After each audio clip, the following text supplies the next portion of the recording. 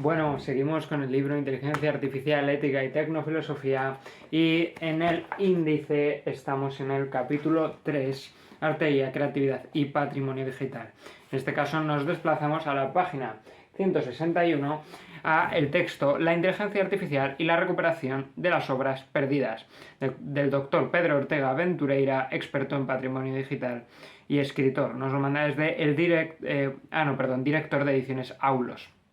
Es un cargo. El caso es que estamos ante un texto más breve y que principalmente tiene un carácter informativo, un estilo de paper que quiero reivindicar porque, claro, puede resultar más, no sé si liviano, pero quizás cultural o enriquecedor leer grandes teorías filosóficas, ¿no? o increíbles reflexiones teóricas sobre la IA o este tipo de cuestiones que por supuesto son relevantísimas, pero muchas veces están apoyadas en una serie de evidencias empíricas que se mueven en el mundo académico, que entienden de estos temas, que muchas veces no se explicitan del todo a la hora de luego comunicárselo a el ciudadano promedio, ¿no? Y en este caso estamos ante un paper que recopila y recupera una serie de proyectos que se han ido haciendo, ¿no? Tenemos 4 ejemplos, creo, sobre patrimonio digital e IA, precisamente centrado en la práctica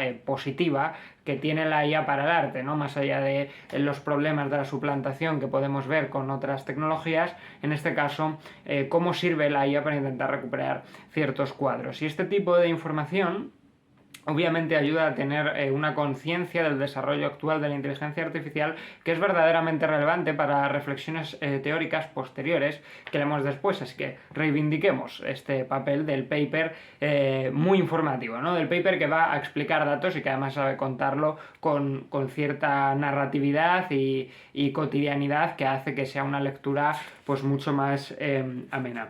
Entonces, como es un paper corto, voy a leer mucho lo que tengo subrayado y así leemos a Pedro Ortega directamente, ¿no? Nos dice que determinados tipos de inteligencia artificial han ayudado a recuperar obras artísticas que estaban perdidas o habían sobrevivido de forma muy fragmentaria. Entonces, precisamente lo que voy a hacer es poner sobre la mesa algunos ejemplos de uso positivo de esta tecnología. El primero, básicamente, es de Next Rembrandt, que se promueve a partir de 2016, combinó arte, ciencia de datos y tecnología con la finalidad de crear una nueva obra de arte siguiendo el estilo de Rembrandt Van Rijn.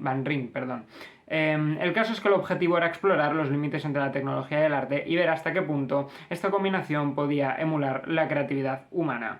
Analizaron alrededor de 346 pinturas de Rembrandt. Nos dice, eso sí, Pedro, que bueno, tuvo la oportunidad de ir a verlo, ¿no? Estaba en la Fundación Telefónica de Madrid y, bueno, incluso en la textura 3D no me dio la impresión de ser una obra real. La IA aplicada a las artes todavía no estaba afinada en aquel momento. Es decir, que en 2016 este tipo de proyectos todavía eran proyectos pues muy nuevos que no terminaban de conseguir resultados pues más visibles o esta pretensión, ¿no? de parecerse a Rembrandt de verdad, de que alguien lo vea, incluso de que un experto lo vea, ¿no? Ya como un siguiente nivel de compromiso, un experto en Rembrandt lo vea y diga esto es un Rembrandt. Entonces no está claro que nuestra tecnología actual esté en ese nivel. Sí está claro que se sigue desarrollando y que desde luego es mucho mejor que en 2016 empezamos a tener verdaderos problemas para distinguir ciertas imágenes generadas con IA de imágenes reales. Por supuesto, con sus consecuencias positivas y negativas.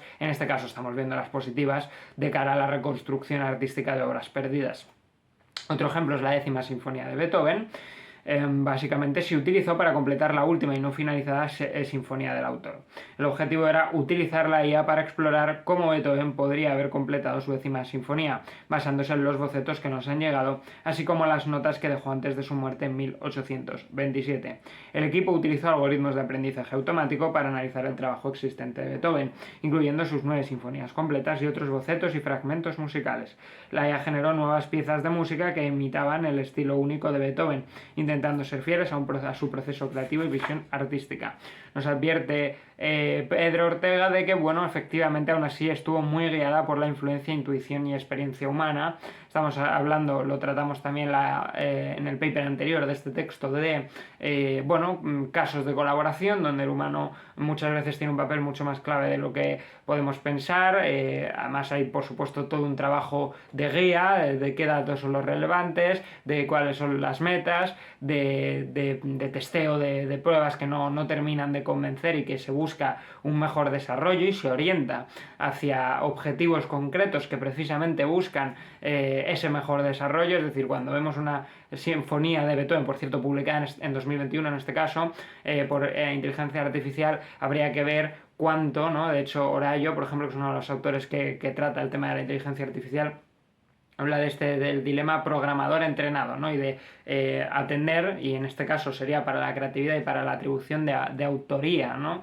A la IA o al humano o a ambos, entender cuánto tiene del trabajo generado artísticamente procede del artista, ¿no? Del artista humano, perdón, ¿no? De aquel que guía el trabajo de la IA, y cuánto procede de la IA, ¿no? Por ejemplo, en los casos donde ya simplemente tenemos que escribir un prompt y es la IA incluso la que genera elementos que den contorno y entorno a aquello que le pedimos, pues considero yo creo que la mayoría estarían de acuerdo, ¿no?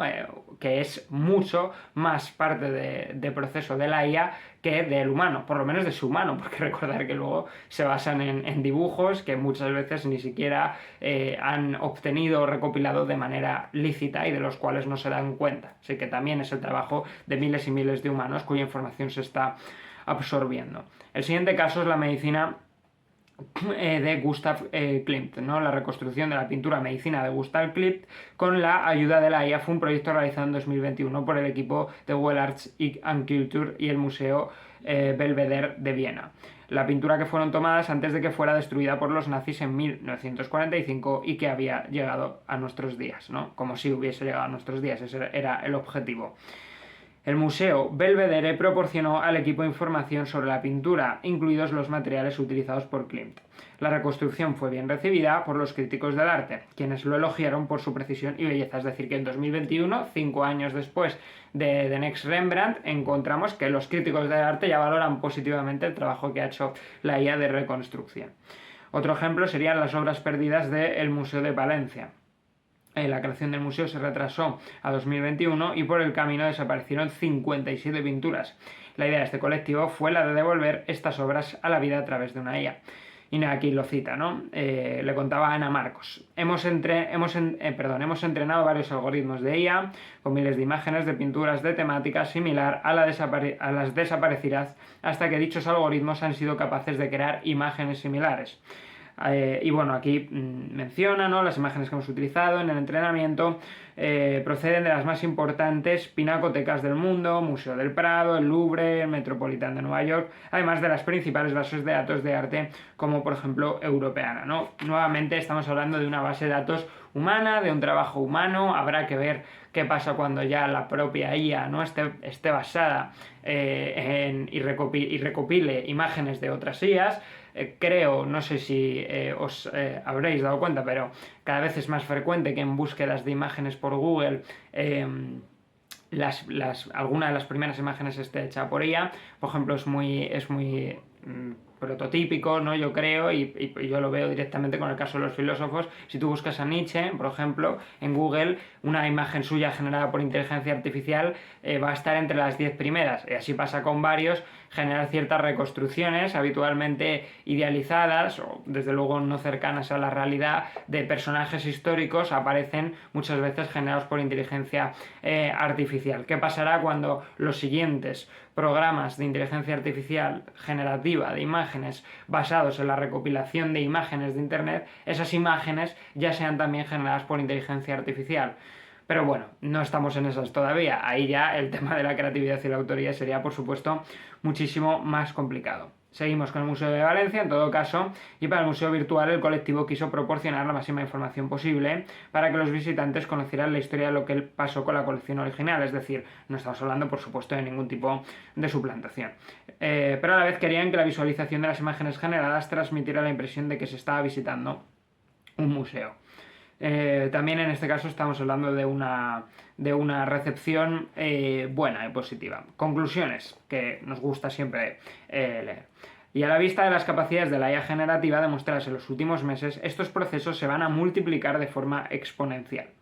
La cuestión estriba, a mi juicio, en si la IA nos ayuda a completar los datos que nos faltan para recuperar una obra de arte, que sabemos que existió, o si, a modo de un Deux ex machina, vamos a tener un montón de nuevas obras de los grandes maestros por doquier. Claro, la cuestión de si se están recuperando cuadros perdidos o si en realidad se están generando nuevos cuadros.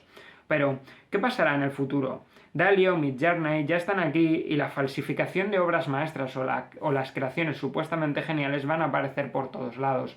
Ahora, más que nunca, el ojo de los expertos en arte tendrá que agudizarse para separar el grano de la paja, para que no nos den gato por liebre en lo que a obras de arte se refiere. Exacto, ¿no? Y además, si bien cada vez es más difícil, lo hemos visto, varios críticos de arte han salido en redes sociales y enseguida encuentran cuáles son los trucos para identificar si una imagen está generada con inteligencia artificial.